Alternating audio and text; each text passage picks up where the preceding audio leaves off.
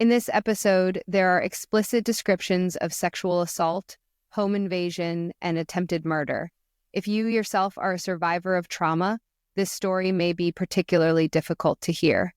Listener discretion is advised. From the producers of That's Life comes a show about survival, about people who have endured the unthinkable and survived to share their tale. These are their stories. I'm Kyle Fields, and this is the Survivor Series.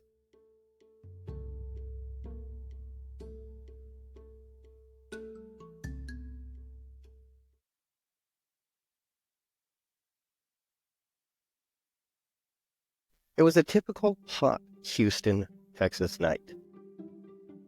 April 15th, 1995. The city was vibrant, pulsing, and throbbing as 25-year-old Jennifer Morey was out for an evening with her friends.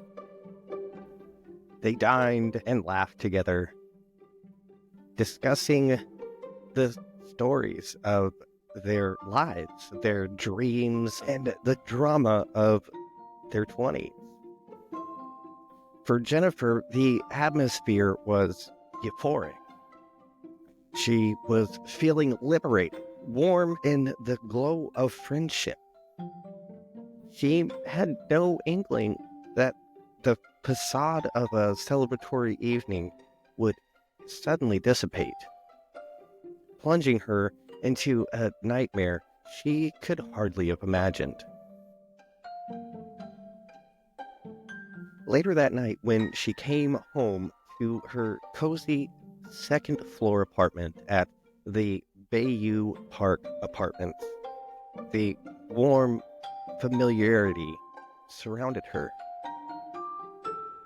The complex was touted as a secure haven, supported by the promise of professional security guards patrolling the property. Jennifer felt so secure in her home, where she could unwind after a long day and let the world's worries outside her door disappear. She shut and locked her door, changed into her pajamas, and climbed into bed, allowing herself to drift off to sleep. Yet, lurking in the shadows of the same sanctuary was a presence bent on annihilating her sense of security. The cruelties of the world outside her door were preparing to invade. Before dawn, Jennifer was awakened by the stuff of nightmares, a weight on her chest, and the icy steel of a knife at her throat. The terror that flooded her veins was suffocating, drowning out any remnants of the safe world that she believed she inhabited. Struggling with the overwhelming panic, she was confronted by a stark reality. She was not in the security of her home, but trapped in a strange fight for survival. This is Jennifer's story.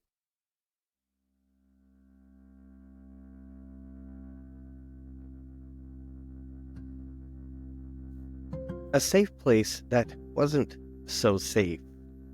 Jennifer had chosen the Bayou Park Apartments for their reputation for safety and community.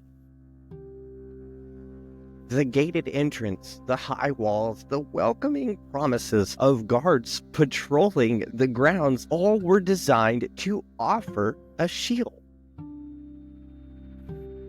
When she first moved in, she'd experienced a wave of relief wash over her. As a young woman who lived alone in the big city, she enjoyed the freedom that her new apartment had to offer. as well as the feeling of protection. But beneath that promised protection were flaws. Flaws that Jennifer was unaware of. The night she returned home with a light heart was a bitter reminder that things are not always as they appear. That the people who are meant to keep you safe, they end up being your worst nightmare.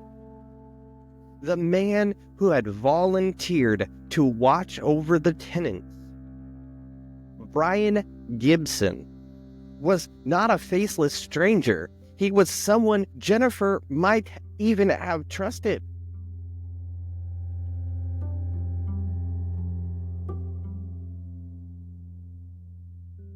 The quiet of Jennifer's sleep was shattered in a moment as she awoke with a jolt, her body pinned down in a way that left her breathless.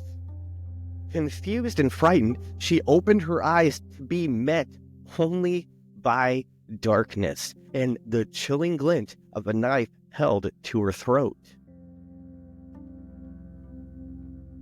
Time in that emptiness seemed to stretch out, and her senses became heightened. The adrenaline coursed through her body, canceling out everything. All the moments of her life flashed before her eyes. Her childhood memories, laughter with friends, dreams about a future, even the memories she created that night before everything happened, all overshadowed by the horror of the reality of her life at that moment. Don't move, and you won't get hurt, the man snarled, his deep voice threatening. Her body trembled to struggle, but she was too frightened to move. Despite being consumed by fear, Jennifer instinctively knew how grave her situation was. She had to keep herself alive. As he pressed down harder, she called upon all the splinters of strength and instinct she could find. Some primal voice inside her urged her to strike back. Fueled by an unbeatable urge to live, she struggled against the pressure of his body, wrestling with each ragged scrap of breath she could find. Amidst the chaos of despair, a fierce anger blazed hot inside of her. This was her house, her sanctuary, and she was not going to let it become her tomb. The fight raged on, the two of them performing a ghastly waltz of life and death. He slashed at her, opening gashes that would leave her flesh permanently marked. But even as the warm blood flowed down her neck, Jennifer would not yield. She found strength in her terror, using it to fuel her fight. She could not let him witness her surrender. She could not lose. Just when Jennifer had given up all hope, Brian shoved her into the bathroom. The details of that horrific transition were a blur, but she clung to the ever-present realization that she could not give in to the forces that were trying to extinguish her life.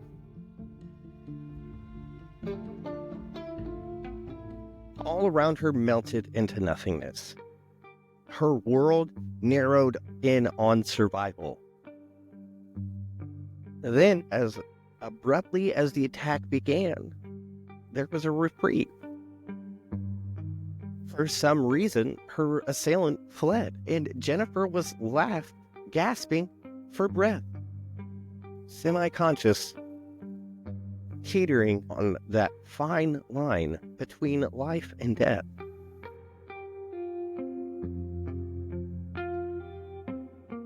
In the moments that passed, Jennifer was greeted by an agonizing awareness. She was alive, but not for long if she didn't act quickly. Weak, bleeding, and trembling, she forced herself to expend what energy she had and press her back against the bathroom door. She needed to buy time to protect whatever piece of safety still remained within those four walls. She grabbed her phone and dialed 911. Her hands shaking but determined. I need help, she managed to whisper, horror tearing at her stomach. Someone tried to kill me. The dispatcher's voice broke in, a lifeline, ordering her to stay conscious, hang in there. Help was coming. Then suddenly, there was a knock on her door. It's security, a voice on the other side called, calm and even. I heard screaming. Is everything okay? Panic arose again. A nagging doubt crept into her mind. How had they arrived there so quickly? Where were the police? Why had she not heard sirens? Unbeknownst to her, the very idea of safety that she held on to was going to be shattered. Instinct kicked in. Don't open the door, the dispatcher begged. Jennifer trembled, her heart racing, as she felt instinct scream that something was wrong.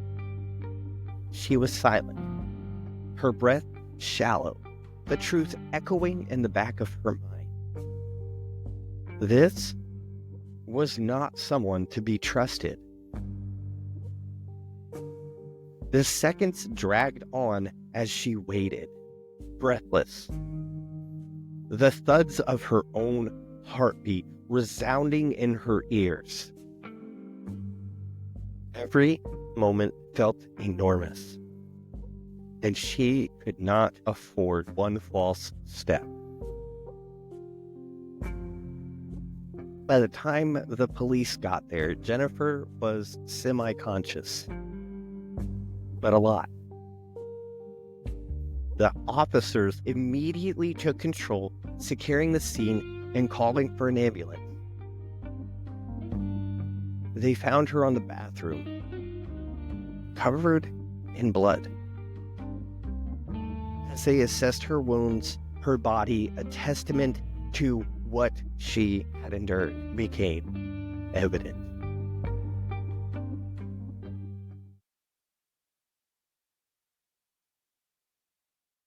In the days that followed, as police began to investigate, shocking facts started to unravel. The intruder who had entered Jennifer's life was not an anonymous figure, but Brian Gibson, the gun-toting security guard who was meant to be her protector. For Jennifer, the betrayal was devastating.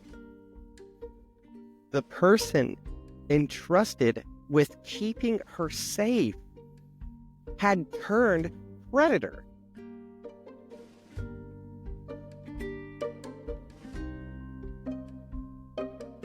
Even more disturbing was the fact that after attacking her, Gibson had attempted to play the role of the concerned friend. He had knocked on her door, feigning concern, in an effort to manipulate the situation to his advantage. If she had opened that door, there was no question he would have been able to finish his gruesome act, sent waves of nausea crashing over her. How could someone so manipulative, so abusive, be put in a role such as his. But Jennifer knew this was not the end of her story. See, Jennifer's fight for survival did not conclude with her rescue. The physical wounds healed over time, but the emotional scars remained, creating a complex weave filled with fear, anger, and resilience. The ordeal she had endured altered her in ways that she could not initially comprehend. Instead of allowing the assault to define her, she chose to redefine her narrative. See, Jennifer became an advocate for women's safety and survivor of violence. She began speaking out publicly about trusting intuition and the facade of security that deceives us. Each voice spoke volumes as she shared her story, saying that awareness and readiness could spare lives. Her platform became a means to empower others, casting light on the secrecy that shrouds discussions of violence and security for women. She converted her pain into service by her activism, addressing local groups, organizations, and conferences to educate people on personal safety. She became a source of inspiration for other victims of violence, informing them that they were not alone. And by the way, if you ever feel like you are alone, you are not alone. As victims, as survivors of any type of violence, you are not alone. At the very least, I am here for you. Jennifer Morey didn't choose this path of survival, but she embraced it. She discovered strength where she never thought that she had any, and embarked on a painful path towards healing and empowerment.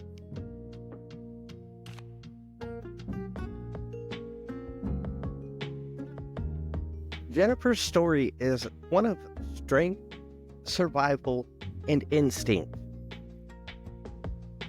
She battled the nightmares that came into her life, and in doing this, she created a life of hope and advocacy. Despite being attacked by the one person who was meant to protect her, she emerged not as a victim, but as a survivor. Her story is one of strength that continues to inspire many others today. Her story is a firm reminder that our intuition is powerful even when all hope is lost and we are in the darkest of places. We have the light within all of us to fight back. Join us next week when we recount the unbelievable story of Roy Sullivan. If you've never heard of him, get ready, because he is the park ranger who lived to tell the story after he was struck by lightning 7 times. Another story of survival, another testament to the strength of the human spirit. Thank you so much for listening. This has been the Survivor Series, and I'm Kyle Fields. Until next time.